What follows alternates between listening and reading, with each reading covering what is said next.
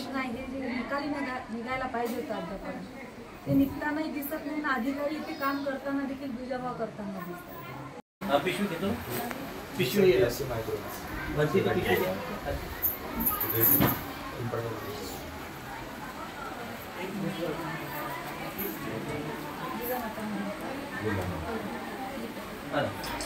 एक मिनिट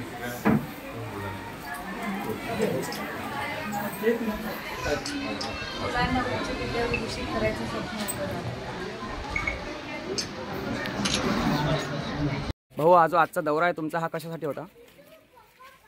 विनोद पवार हे जिगाव पुनर्वसनाच्या अनुषंगानं एक संघर्षशील अशा स्वरूपात एक व्यक्तिमत्व होतं आणि जनतेच्या सदैव सोबत आणि पाठीशी राहणारा असा एक लढवय्या, एक योद्धा, एक फार चांगलं काम करणारा एक सामाजिक कार्यकर्ता म्हणून त्यांचं नाव होतं। या आडोळमध्ये सरळ रस्ता हा वाकडं करण्याचं काम हे राजकारण्यांनी केलं, तर त्यांच्या डावाला प्रशासनाने कुठेतरी साथ दिली आणि या मुद्द्याच्या अनुषंगानं संघर्षाची भूमिका घेत असताना जेव्हा प्रशासन सत्य असूनही ऐकत नाही हे ध्यानात आल्यानंतर आंदोलनाची भूमिका ही घेतल्या गेली आणि या आंदोलनाची पूर्वसूचना असताना आणि आंदोलकांशी चर्चा करून यावर न्यायमार्ग न काढल्यामुळे हा या ठिकाणी बळी गेलेला आहे।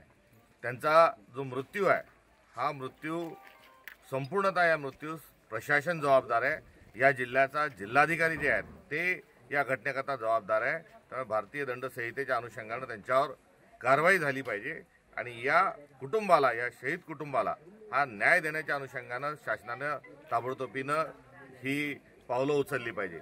मला आश्चर्य आणि दुःख या गोष्टीचं आहे की एवढी गंभीर घटना होऊन देखील अद्यापपर्यंत प्रशासनाचं कोणीही या ठिकाणी अधिकारी आलेला नाही, या कुटुंबाचं सांत्वन केलेलं नाही, कुटुंबाला दिलासा देण्याच्या अनुषंगानं, या कुटुंबाचं व्यक्तिगत पुनर्वसनाच्या अनुषंगानं अजून काही कोणी आलेलं नाही। त्यामुळे सरकार त्या अर्थी झोपलेलं आहे असं म्हटल्यास अतिशयोक्ती होणार नाही आणि भरीसभर जिल्ह्याच्या जिल्हाधिकाऱ्यांनी या घटनेच्या बद्दल दुःख, खंत व्यक्त करत असताना या परिवाराची माफी मागण्याच्या ऐवजी ते वेडं-वाकडं आणि वांगळ जे बोलतात आहे त्याचाही धिक्कार या निमित्ताने या ठिकाणी करतो आणि या पवार कुटुंबियांना आज सांत्वना देण्याकरता आणि विनोद पवार यांना श्रद्धांजली अर्पण करण्याकरता आज आम्ही समस्त कार्यकर्ते या ठिकाणी आलेलो आहोत। या घटनेसंदर्भात जिल्हाधिकाऱ्यांसोबत तुमचं काही बोलणं झालं आहे का? जिल्हाधिकारी हे बेताल आहे, जिल्हाधिकाऱ्यांना त्याच्या जबाबदारीचं भान नाही, ते सरकारचा पगार घेऊन एक काम करणारा माणूस आहे, गव्हर्नमेंट सर्वंट आहे, याचाही त्यांना कुठेतरी विसर पडलेला आहे आणि शासनाच्या हातातलं बाहुलं असल्यासारखं त्यांचं एकंदरीत वागणं आहे।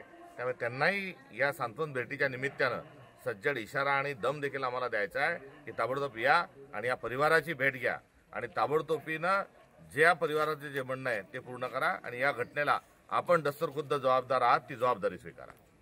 थँक्यू। एबीपी माझा, उघडा डोळे बघा नीट।